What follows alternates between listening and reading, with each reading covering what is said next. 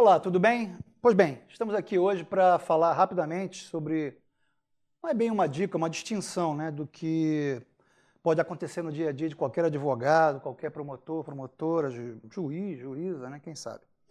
É a distinção entre o furto de coisa, né, a vida por subtração, ou desculpe, por destruição ou rompimento. Vamos aqui rapidamente dar uma olhada no 155, parágrafo 4º, inciso 1º. Diz lá no 4º. Bom, o furto todo mundo já sabe, né? Subtrair coisa alheia móvel para si ou para outro mediante... Não tem mediante, né? Isso seria o roubo. Subtrair coisa si para outra e coisa alheia móvel. Ok. Dito isso, vamos lá para o 4º, inciso 1º. A pena de reclusão de 8 anos e multa se o crime é cometido, inciso 1º, com destruição ou rompimento de obstáculo à subtração da coisa. Veja, o que eu quero levantar aqui com os senhores, com as senhoras, é em relação ao furto de o que se chama hoje de multimídia. Na minha época, vou entregar a idade aqui, né?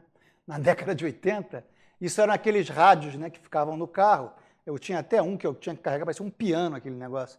Mas enfim, tinha uma pranchetinha que você botava, tirava. Era muito comum. Hoje são multimídias, né?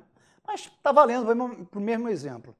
Então, o que se falava muito na época, e ainda deve se falar, embora eu não tenha visto a jurisprudência há pouco tempo, mas o que se falava era, João, a pergunta era, João, ao se furtar um rádio ou uma multimídia, né, com um rompimento da janela ou da porta do automóvel, você estará praticando o 155, parágrafo 4º, inciso 1º, ou seja, rompimento, destruição, né, de obstáculo? E a resposta é negativa. Não. Não é o caso, não se aplica. Por quê? Muito simples. Se nós formos pensar o direito, isso falta muito, né? Infelizmente, isso hoje em dia falta muito ao estudante de direito que quer decorar, principalmente o direito penal. Ele tem que fazer uma pergunta, fazer uma análise do caso e se perguntar: esse obstáculo que eu estou rompendo é um obstáculo necessário para que eu venha conseguir aquele bem? Melhorando a questão, quando eu vou furtar um rádio, ou no caso aqui, essa multimídia, eu estou rompendo o vidro do carro, rompendo a porta e levando somente aquela multimídia. Ok? Temos aqui um furto, diz a maioria, um furto qualificado pelo rompimento. E aí eu pergunto para os senhores e para as senhoras, e se eu levar o carro todo?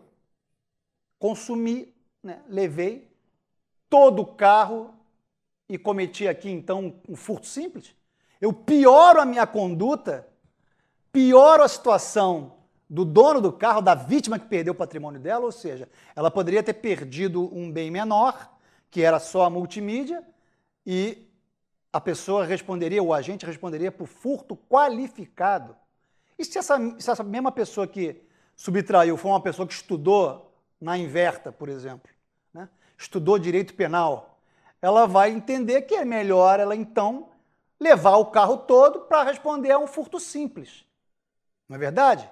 Então, portanto, quando a Hungria criou essa norma aqui, é óbvio que ele criou um obstáculo que haveria uma necessidade de se alcançar o bem, sem, contudo, eu aumentasse ou piorasse a minha conduta. É o caso do furto, nesse exemplo que eu estou dando. Então, furtou um carro todo, responde a um furto simples. Não, ele quebrou o vidro do carro e furtou só a multimídia.